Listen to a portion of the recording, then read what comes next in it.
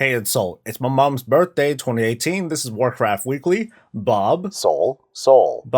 Today's weekly is brought to you in part by Raymond and Curse. Raymond and Curse, doggy daycare, and wishes upon your worst enemies. Why is that a combination?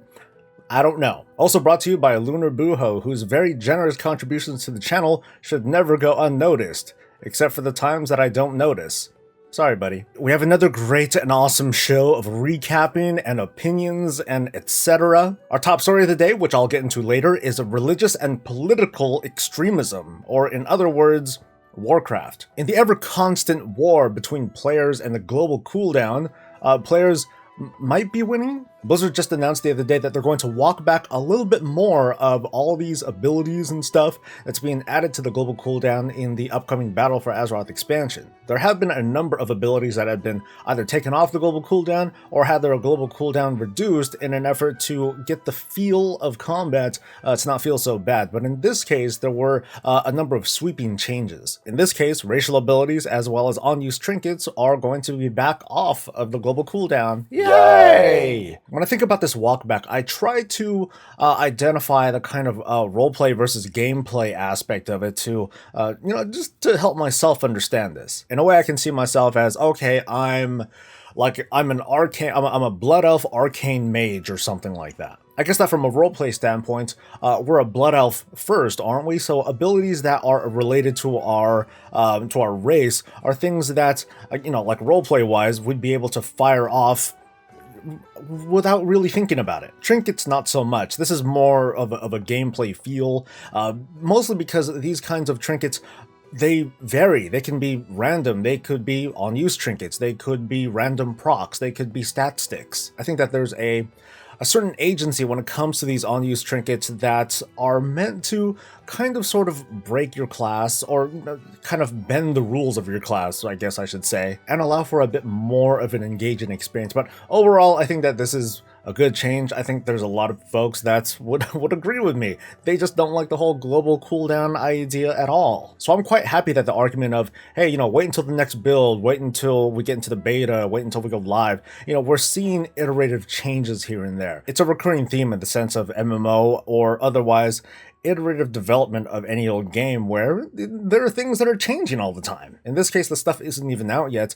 Some of these things are going to be big surprises to people who aren't keeping track with the news or anything like that, but at least they're not going through the roller coaster drama of, oh my god, it's terrible, and then, oh, it's not as terrible, oh my god, it's gotten even worse. So it's fine, or it's getting better. Keep fighting the good fight, keep giving your input and feedback. All that stuff's gonna help. According to BBC Technology, an ex-World of Warcraft player was sentenced to 1 year in prison for being an idiot. Reading directly from the article, Callum Mateus has been accused of flooding Blizzard Entertainment's computer servers with traffic between February and September 2010. He was said to have carried out the DDoS assault to prevent rivals logging in. Thousands of players were caught up in the resulting disruption. Alright, so here's what's going on with this guy.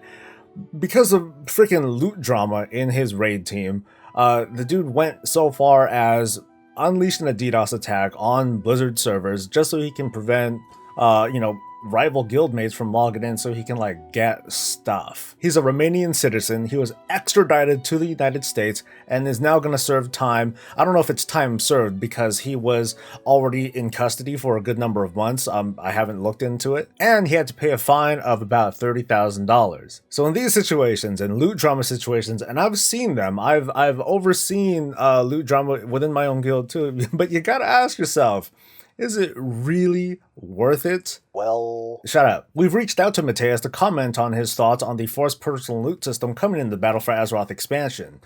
We've yet to hear back. We have a new build this week with few enough visuals that I can just comment and talk smack about them right now. I like this. It's pink, it's fashionable, it looks like it's got pretty good textures. That's a pet. A pet? I thought it was a hat. I mean, it looks like a hat. See, I can make it look like a hat. It's cute, right? Okay, that's kind of goofy looking, but I'd want to see it on like a Tauren, Panda, or something. Alright, these shields look badass because these are very racial kinds of shields. I'm really liking the direction of this Dark Iron art with the very clean lines, that chiseled look, the runes on the side. But this Blood Elf shield, along with the sword that's going with it, I think it's a really good fit for Liadrin with her cool little red set that she's sporting now too. It does make me wonder if this particular sword and shield set is going to be exclusive for Liadrin the NPC, or if there's going to be some sort of variant that's going to be available for players too. We finally have detailed and full maps of kul'tiras and Zandalar. They look good. I do hope though that they add a little bit more details to the more panned out maps. We see over at Nazmir, we have that really big structure that a lot of questing, some pretty important questing is going to be taking place around that area. But over at Vol'dun or Vol'dun, I don't know how the hell they want to spell it these days. I'm still gonna go with Vol'dun, okay? Over in Vol'dun, as well as Zandalar, there are pretty significant buildings in those areas that signify that really set the tone and theme of the zone itself. How come those aren't shown on the map? The same goes for kul'tiras, like over in Stormsong Valley. There is a very cool structure, a very cool man-made-ish structure that you see in the northeastern part of that zone. That really, I would really hope that it would have showed them on the map, even though we do see, I believe that's Waycrest Manor over in Drustvar that you see on the northwestern side of that zone. There's a bit of critique on these maps and how they're drawn out and how they don't seem very realistic from a mapping standpoint. My response to that is, this is not a map. The way that I've always seen this, it's more of a visual menu that lets you select the different zones, and then you can go into the subzones and so on and so forth.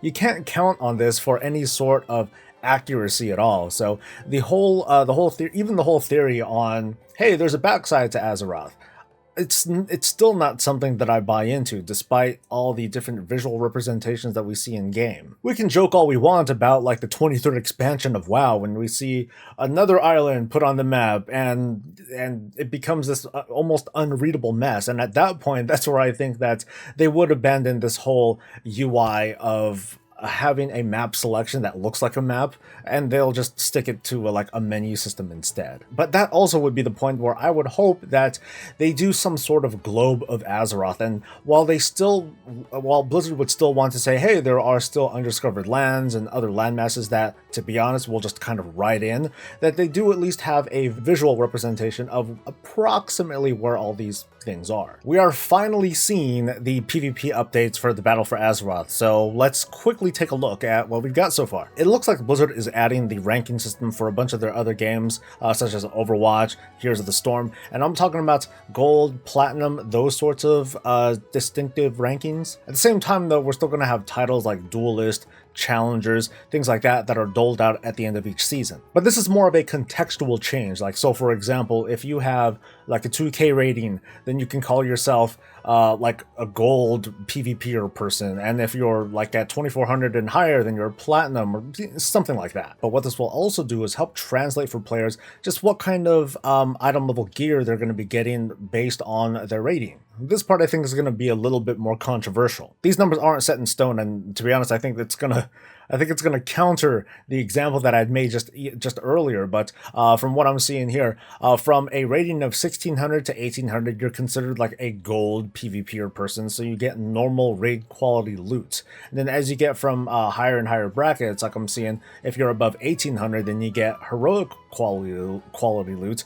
and then it just goes up from there. The question, as always, is going to be, well, what's going to be faster? Is it faster for me to just raid or do like LFR and get that easy gear, or should I just PvP my way up to the top? And as always, the intention for Blizzard is to be able to just kind of concentrate on the thing that you like doing more and still be able to progress meaningfully. So I'm just a little curious about whether or not these numbers should be adjusted. And then there's the stuff that I mentioned in past episodes, how you'll be able to progressively push your way towards getting the kinds of PvP sets that you want, both through a random system as well as a guaranteed system that does have catch-up mechanisms. It's just going to be easier to gear. Get to the good part, get to the good part, get to the good part. I'm getting there. So at long last, we can finally talk about War Mode in the Battle for Azeroth. War Mode is now testable for people on the beta, and here's what you do. When you're in your main capital, as in Orgrimmar or Stormwind, you're able to turn on PvP mode by just boop, hitting the button. From there, you have 4 selections to make. The first one, or the biggest one, is how you want to handle crowd control. That's where you get your unused medallion or your 2 passives. Those other 3 buttons, and by the way, I'd love to have that as like a glyph system, please, come on Blizzard. Those other 3 buttons give you a selection of all the different PvP talents that you have available. All of them are going to be available right from the onset. There's no brackets or trees or levels, you just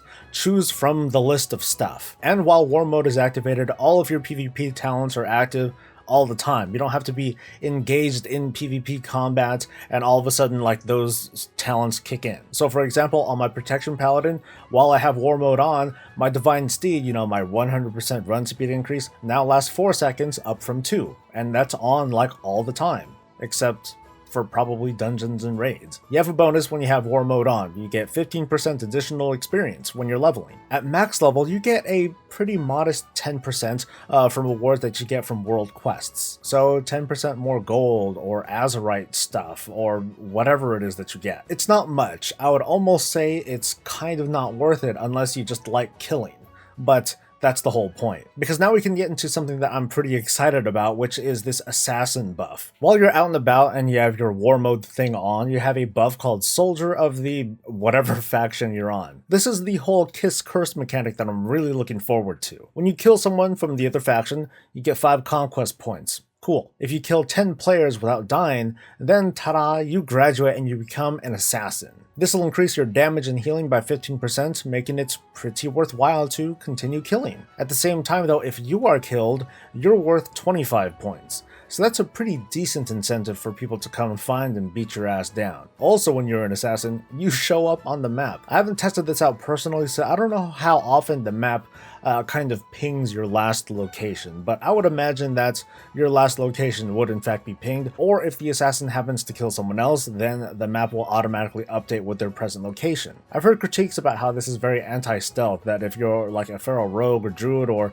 a night elf with shadow meld, you won't really be able to take advantage of that mechanic because people know exactly where you are. So I'm still really curious about just how often you get pinged, as well as a small area where those players might be, not like a super exact coordinate as to where they are. That would obviously be messed up and de-incentivize the worthwhileness of being an assassin. This is just about exactly what I was hoping for, like way back when I was first talking about PvP in this expansion, that I was hoping that there was just that the reward for PvP in the Battle for Azeroth, or the reward for world PvP, is just incentives to do more world PvP. Like, I would hope that there was like a little bit more going on with maybe an assassin can get like a little buff to honor gains or conquest gains that they get, but at the same time, I guess getting the damage buff is enough of that sort of incentive, because it's like, hey, I'm powered up, let's do this. On top of that, there's this whole idea of item level scaling that's going to happen between players in war mode that are trying to kill each other. Wait, so I can't play like it's Dynasty Warriors anymore? This mode sucks. I could definitely see that perspective. It feels good when you're like super geared and you take a look at those lobies and you just like, oh, might as well, and then you just stomp them to the ground for the sake of instigating. That's, you know, kind of fair. Okay, it's not, but, well, this is war mode. You decide to go in there, you deserve to get killed. Anyway, I can see some salt coming from players that feel like their hard-earned work in PvP is mitigated by this whole idea of scaling. There are a couple things to consider though. One is that we're in beta and we're kind of limited on the maximum stretch between a low-level player and a fully geared player. We're going to get a much better idea of how this sort of scaling is going to work out as we approach like the middle or the end of the expansion, so that way we can take a look at how much a super geared player stands up to like a whole raid full of lobies that are trying to bring this guy down. Like, is that going to be possible? Probably. It's more like, what's the scaling between that and what's that going to be like? One thing is for sure though, based on the leveling pacing that we're seeing currently in the beta, I don't see any reason why you wouldn't want to be in war mode and you would level almost exclusively on the 3 leveling zones and not even do anything to go to the other faction side. And that's it. Just get to max level really quick and then do what you want. So for those who just aren't interested in PvP at all, one, you can just have it off all the time and not have to worry a thing about it. But if you also want to play early, get yourself to max level very quickly, War mode is a good way to go. Of course, feel free to share your thoughts on this current iteration of PvP, as well as any of your other thoughts on any of the topics today in a comment below. Alright, fellas and ladies at home and on the toilet, let's talk lore and a little bit of spoilers, shall we? The whole battle in Darkshore and Teldrassil, that didn't have a whole lot of updates aside from giving some context as to who's saying what in some of this data mine text. Which, by the way, all of this is data mine text. Everything is up for change because everything has been changing like bit by bit. But a lot of the highlights or main bullet points are for the most part the same. It's just the nuance, the language that's being used that's changed, and they sort of do change the tone of things. Instead, we look at the scenario that brings Mag'har orcs into the fight in the battle for Azeroth. Now keep in mind, this is beta. It's broadcast text. We don't have quest text, we don't have audio, we don't have much of anything else. And this whole thing so far is playing out to be incredibly controversial, which I totally understand because this is fan fiction level kind of shit, okay? I talked about this in a previous video already, but it's so fun to talk about that I'm gonna kind of do it again. But here's the summary. The Horde visit Draenor 30 some odd years in the future, so it's kind of like the actual present time as if, well, it's like 30 years later, okay? The Mag'har orcs, the remnants of the Iron Horde, have banded together and they have their own cool little clan. They're the Mag'har now.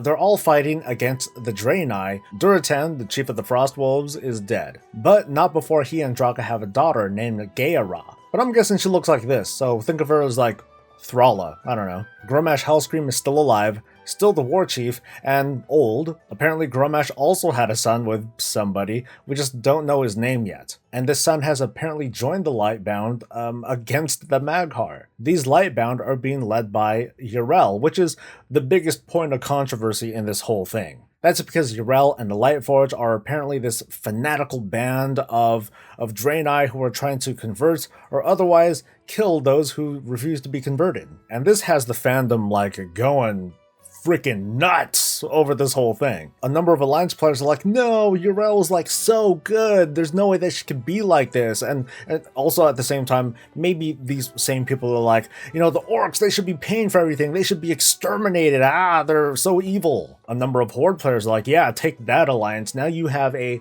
morally gray character that has to deal with, for them to deal with. Meanwhile, I have a question. What the fuck does this have to do with Horde and Alliance? I know that obviously we can look at the Draenei and see Alliance, we can see the Orcs and say Horde. But over on Draenor, there is no Alliance and Horde, it's just Draenei and just Orcs. I'm pointing it out that way because it doesn't seem right to take Horde and Alliance politics and apply it to this sort of situation. I'm thinking that this is more of an extremist faction that is acting on behalf of themselves. They think they're doing the right thing by trying to, convert the Mag'har into whatever it is that they're doing, because maybe Yrel and the Lightforge think that this is really the right thing to do. But more than anything, there is just a lot of context that is missing from here. We're missing 30 years of history that had happened between the end of Warlords of Draenor and now. There is a lot of stuff that could have happened. Heck, a lot of stuff has happened. Durotan is dead. People had kids. The Draenei are doing this and that. And here's something else to point out that I haven't seen very much commentary on. Is Yrel leading all of the Draenei, or is she leading some sort of separatist faction that she feels, okay, we are of this mindset, but the greater Draenei society, they're like, no, we're not that extreme. We just kind of want to be at peace, okay? And Yrel's like, no, we need to cleanse the world of this corruption and blah, blah, blah. Even though, the Draenei are not the indigenous, people and all that, but details, right? We're also missing a lot of context on the orcs, most notably with Grom and his son, who had converted to the Lightbound. Does that mean we're gonna have, orc paladins? I don't know, because that, should we already presume that that Grom's son is a, warrior of the light, or is he like a priest or something like that? To me, that sounds slightly more plausible because We don't know what Grom's son is like. He's not named Garrosh, so he might be totally different. I mean, Bob's apparently a high elf, right? What? Never mind. But the conversation, as I'm observing it, it's going so fast and it's so fun and dramatic. I gotta read at least a couple of these comments, and some of them, I admit, they're a little bit extreme. I'm going to gray out the names for their protection, even though they're loudly and proudly saying these things. I don't want people to. I don't want to call people out like that, but I just want to read some of these comments. Orcs have always been evil. Even before drinking the blood, they were barbarous savages. In our universe, they built a road stretching from Hellfire's citadel to the dark portal made entirely from the crushed bones of Draenei they murdered. There is no sin in putting a leash on a rabid dog. The only thing Yrel did wrong is try to convince them to become civilized, rather than going full jihad on every single orc to be born on Draenor. Jaina was a pacifist who wanted what's best, and Horde players hate her. Cordana tried to help Khadgar and save Garona from torture, and she falls to the dark side, and players kill her without remorse. Yrel was a kind, light-hearted paladin, and now most players can't wait to kill her. But again, I don't see this quite the same way. I see this, like I said in the previous video, as a what-if scenario. What if Durotan and Draka had a daughter instead of a son? What if the son of Garrosh Hellscream doesn't idolize his father the way that the original Garrosh did? What happens when you prop up a character like Yrel, and maybe I'm wrong about this, but presumably grant her all the power and strength that Velen has as a high prophet, priest person, but none of those years of experience that he's had as a leader. Spiritual leader, to be exact. And again, we don't know if Yrel necessarily represents the will of the entire Draenei people. It might just be like a small group that's, for whatever reason, is trying to convert or exterminate the Mag'har, and the greater Draenei society is just kind of looking the other way, or they're secretly endorsing it, but they don't want to get their hands dirty. We just don't know enough yet. The only thing we do know is that this is another small bit of evidence of what the light is possibly capable of. But is this necessarily bad storytelling? There are a lot of people that have commented to say, yeah, of course this is bad storytelling. You're having Yrel do this and that, and more important, and even more importantly, I'm seeing more critique about how there's so many things that are happening, quote, off screen. What? Now that's a valid critique. You take certain characters, such as, well, I guess in this case Durotan, you kill them off screen. It does kind of suck. It sends one message to the reader that this character, Durotan in this case, is not important to the story. The way I look at it, though, is that Durotan dying is not supposed to be central to the story. We're not supposed to be distracted by that. It's something that we could be like, "Aw, dude, really? Oh man." But like I said, it's not central to what's going on. What is central are the characters that are alive and doing things. The injustice, as I've talked about in the previous video, is that this is all taking place on an allied race quest scenario. That's not a lot of context, or that's not a lot of budget time to figure out what's going on, and somehow we need to get 30 years of what had happened since then and cram it all into that small space. I'm telling you, we should have just got our orcs from Outland. It'd be easy to write. A bunch of orcs, they just grew up and now they're ready to fight the fight. But I failed to see this as a Horde versus Alliance thing. This is Draenei people and Mag'har orcs and the light. I still refer to this as only the second time that we've really seen the light have its own agenda. I know that there are a lot of people that bring up, hey, the Scarlet Crusade, they had their kind of negative connotations too, but the reason why I don't quite acknowledge it is because the Scarlet Crusade is basically all humans, and the aim of the Scarlet Crusade is to kill off all the Scourge. They just happen to have a pretty extreme way to go about it. What I also mean is that their motivations weren't entirely to serve the light as so much as it was to cleanse Lordaeron. Zira still marks that first time where we really see an extreme version of the light, and of course it's extreme. It's coming from a freaking Naru who's trying to convert Illidan. And we're going to see it again with Yrel and the Lightbound, and we don't know if there happens to be a Naru that's backing them up too. We don't know if the Lightbound literally is like light-forged Draenei again. These just might be really devout Draenei who are kind of like the Scarlet Crusade, but it appears that the first thing that they want to do is try to convert the orcs. They just happen to resist, so now they want to put them all down. There's a lot of fun and, okay, maybe not so fun, but there's a lot of conversation going on that video, so I will link that below. But I just want to ask here, and you can leave a comment below, how do you feel about these extremist viewpoints from the light and their willingness to either convert or to kill in the name of what they believe in? We've certainly seen a number of instances on the side of the Void with the Twilight Cultists, with Cho'Gall, with Deathwing, with all the other Void-like stuff that we've been seeing. They've had very obvious overtones of destruction, a return to nothingness, and so on and so forth. But we also see Alleria, someone who is so far in control of the Void, she's able to harness its power and use it for purposes that are not entirely all about a return to nothingness. She's in fact serving the Alliance for now. I have a pretty good feeling that we're going to see more of the Agents of the Light acting a little bit more dubious in their action. And remember, Anduin is a priest. Or, yeah, priest. If the Alliance even gets wind of what's going on in Draenor, what might they think? And I think that takes care of the normal part of the show. So how was your week, everybody? For me, it was... Wednesday was a really big disappointment. So there were like 7 or 8 of us that were trying to get BlizzCon tickets. I need 12. I need 12 tickets for everyone that we want that wants to come this year.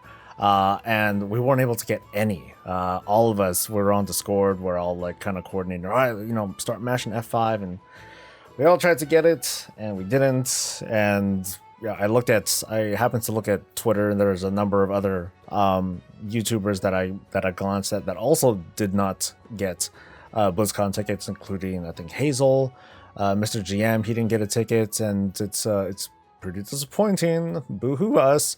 And so we're gonna hope and pray that we get our round of tickets on Saturday. That's tomorrow from this recording. So follow me on Twitter if you want to see me like bitch or celebrate if we happen to get the tickets that we want. I'm just a little bit bummed out about it. There's a pretty good chance that we're not going to get what we want. I mean, if we do, that'd be great, but there's definitely that chance that it may not happen. So if that's the case, this will be like the first BlizzCon ever since I started going to BlizzCon. This is like, I think this will be like the 10th time that I've gone. But this could be the first time that I don't. Within that span of like 10 or so years, I'll be pretty upset. In my head, I'm almost thinking to myself, you know what? Maybe I'll have like an outside BlizzCon con.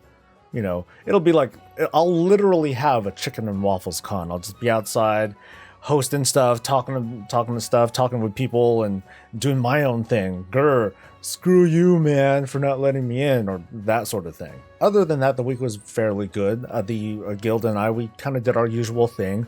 I produced videos, did a lot of work. There was one video that I had to just kind of throw out because it just wasn't up to standards, and I apologize for that, for having less content to give to you this week, and hopefully I'll make up for it. I do plan on some pretty solid published stuff for next week, and we'll just see how that goes, and hopefully it will be of good enough quality to release. Hey, a little update on the contest for sending me a story. That contest is considered closed. I actually got quite a few submissions, so I have a lot of ammo for some Tales from the Crossroads goodness. So, but I still need to read all the stories. There are quite a few. So I'm going to go through those, choose a winner for next week. I may announce it either next week or when I do produce a Tales from the Crossroads video. I can't wait to do it, to be honest. I'm really excited, actually. There were a lot of comments that I replied to, but I wanted to respond here to this one question by Mr. Pitchfork13, who had a couple of questions, and I'm going to paraphrase. He asks, since Void Elves are Blood Elves, why can I not make a Void Elf Demon Hunter? He also asked, what is the next playable class since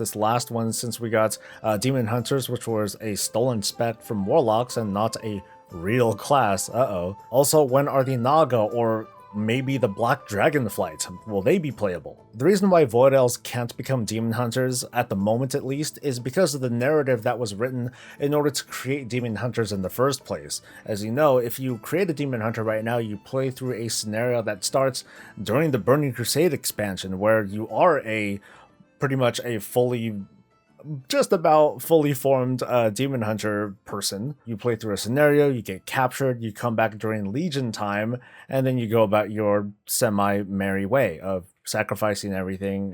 What have you given? In order for Void Elves, or well, I'll take Void Elves out of it, but in order for any other race to become a demon hunter, or in that matter, or on the same vein, a Death Knight, those two scenarios will need to be updated for the present. So just kind of pretending, if you want to become a demon hunter as a gnome or something, you're not going to pop up in Burning Crusade and go through those motions. Now, instead, you're going to be brought to the present during Legion time. You're going to be trained to be a demon hunter.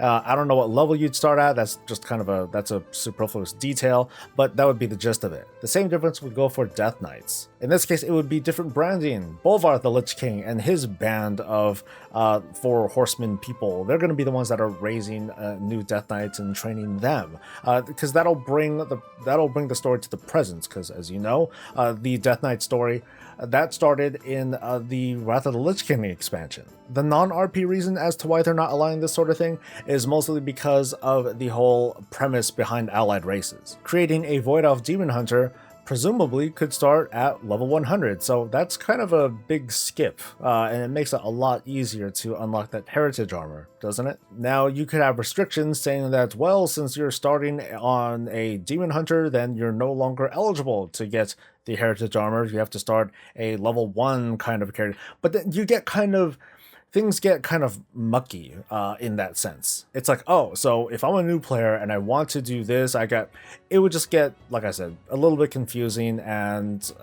I think Blizzard just doesn't want that. So the easier way is to just kind of cut that out. As for another class, I'm not convinced that they can really do much more with classes. Personally, I think that they can deliver on having additional specs and races, and those things would help to drive narrative and create storylines behind these new races. At least allied races, this kind of idea sets the kind of premise that, hey, you know what, Blizzard doesn't have to create a brand new class necessarily in order to forward story. They can just focus this on race. New classes would always be nice, but just like how you were making an example of demon hunters taken away from warlocks, there's a little bit that you take away when you introduce a new class, and you need to have certain things that this class is all about that could possibly be cool things that would apply if you were spread them out amongst other existing classes and just made them specs instead. As for other allied races like the Naga and the Black Dragonfly, well, since you're bringing them up specifically, unless they introduce another Naga faction that happens to be, oh, well, you know, we're resisting the lure of Queen Ashara and her thing. I don't really buy into that personally, but that's what they would need to do to even start off the idea of having Naga as an allied race, because all the Naga that we've seen up till now have been, you know, bad guys, with the exception of, I think, the Illidari, maybe. As for the Black Dragonfly and your reference to Rathian, I don't think that even counted. We only saw, I think we only really saw that during like some early alpha stuff or some stuff during like the BlizzCon demo. That's about it though. But yes, I hope that answers your questions, and I hope to take like the end of these weeklies to field a couple more questions. Otherwise, if I get like a whole bunch of them, then maybe I'll do like a full Q&A again. But let's finally wrap things up. I want to thank everyone for joining me and letting me be a short part of your day or evening or whatever it is. Please follow me on social media. I'm semi-active on Twitter, or at the very least I try my best to respond and, you know, hold conversations wherever I can. And sometimes I have some random thoughts that I do appreciate if people want to talk with me about it and open up a dialogue. Please like this video and subscribe to the channel for more of this and all things Warcraft. Also, if you don't mind, please consider becoming a patron if you also wanted to support the channel in like one of the best ways possible. My hopes are that you don't want to stop seeing my content or hearing what I have to say, and I don't want to stop giving that to you. But trust me when I say that I am grateful to have your attention anyway. I'm out, so you all have a good one, and I'll see you next week. Until then, stay safe, stay happy, and stay breezy.